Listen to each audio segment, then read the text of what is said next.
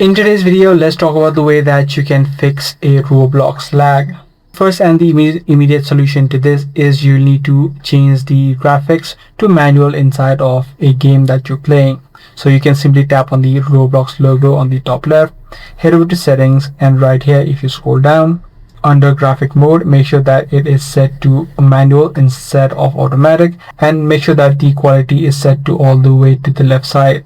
So once you ensure that, if you're having any sort of lags, this should immediately fix it. Now, even after doing this step inside of the game settings, and if you're still having this issue, then what you can try out is try to clear the app cache of Roblox. Tap and hold the app, head over to this eye icon, scroll down, head over to storage, and make sure you tap on the clear cache option.